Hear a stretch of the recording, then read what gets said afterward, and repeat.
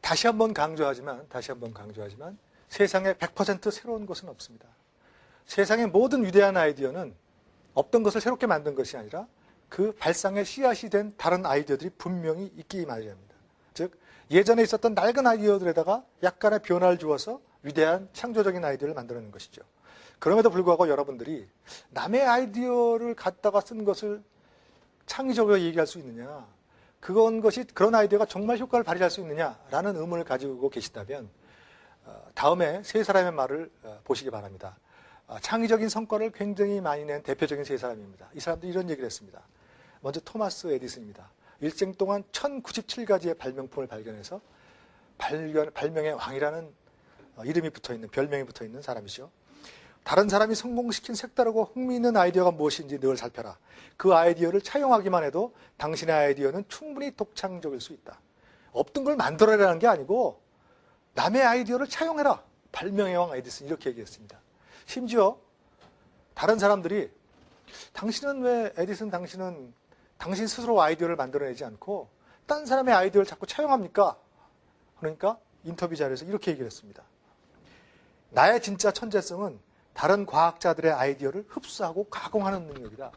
나의 천재성이라는 것은 없는 아이디어를 만들어내는 것이 아니라 남의 아이디어를 흡수하고 가공하는 것이 나의 진정한 천재성이다라고 얘기를 했습니다. 경영의 규제죠. 전 주의 회장입니다. 최고의 경험자를 훔쳐라 라고 얘기했습니다. 보랏빛 쏘가온다라는 세계적인 베스트셀러를 쓴 세스 고딘은 그의 책에서 베껴라. 당신이 속한 사람이 아니라 다른 산업에서 베껴라. 당신의 산업보다 더 지루한 산업을 찾아서 누가 리마커블을 한지 알아낸 다음 그 회사가 한 것을 베껴라 라고 얘기를 했습니다. 모든 아이디어는 그 발상의 씨앗이 된 다른 아이디어가 있다는 뜻입니다. 자, 그렇다면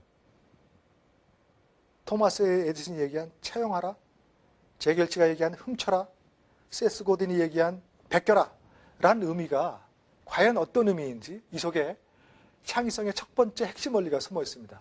이 뜻이 어떤 뜻인지 좀 더 자세히 알아보도록 하겠습니다. 알렉스 오스본은 광고인입니다. 여러분들이 많이 쓰이는 브레인스토밍법이라든지 체크리스트법과 같은 그 창의적인 문제 해결 방법을 스스로 고안해내고 연구한 사람입니다. 미국의 교육에 지대한 역할을 한 위대한 광고인이죠. 제임스 웹 영은 전설적인 카피라이터입니다. 전설의 카피라이터라고 불립니다. Technique for Producing Idea라는 책을 쓴 저자이기도 하고요. 정규교육을 6년밖에 안 받았는데 시카고 경영대학원의 교수까지 하신 분입니다. 전설적인 카피라이터입니다. 아서 캐슬러는 세계적으로 위대한 과학 작가입니다. 굉장히 큰 상상력이 필요한 작가겠죠. 이 사람들이 이런 얘기를 했습니다. 창의적인 사람들은 새로운 생각을 창조하지 않는다. 자신의 마음에 이미 존재하는 생각들을 새롭게 조합할 뿐이다. 아이디어란 낡은 요소들의 새로운 조합이다. 창조성은 지금까지 다른 맥락으로 존재하던 두 가지를 충돌시키고 통합시키는 작업이다.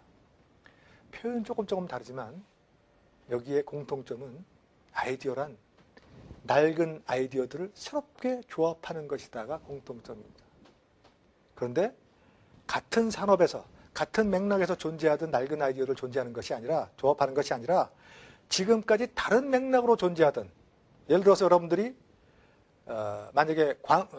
만약에 아파트 쪽에 근무하는 기획자라면 아파트에 있는 것뿐만이 아니라 아파트 산업과 거리가 먼 저쪽에 음악이 거리가 멀까요? 음악이나 저쪽에 무슨 외국의 장례 문화 이런 것들에 대한 다른 맥락에 존재하던 두 가지 아이디어를 새롭게 조합하는 것이다. 이것이 창의성의 첫 번째 핵심 원리입니다. 창의성이란 낡은 아이디어들을 새롭게 조합하는 능력이다. 그런데 그 낡은 아이디어를 어떤 낡은 아이디어를 조합하느냐? 같은 분야에 있는 낡은 아이디어를 조합하는 것이 아니라 다른 분야에 있는 아이디어들을 서로 조합하는 것이 창의성의 시작이다라는 것입니다. 같은 분야에 있는 낡은 아이디어를 조합하는 것은 누구든지 할 수 있습니다. 그죠? 그 분야에 있는 사람들은 누구나 할 수 있는 거예요. 창의적이 될 수 없겠죠. 자, 이거를 다른 말로 얘기하면 이종교배라는 말로 표현할 수 있습니다. 이종교배. 전혀 다른 두 가지 종류를 접목시켜서 새로운 가시를 만들어내는 것이죠. 아이디어란 그렇습니다. 창의성이란 그렇습니다. 다른 맥락에 존재하던 낡은 아이디어 두 개를 섞어서 새로운 창의적인 아이디어를 만들어내는 것입니다. 대표적인 경우 세 가지만 들어서 말씀드리겠습니다.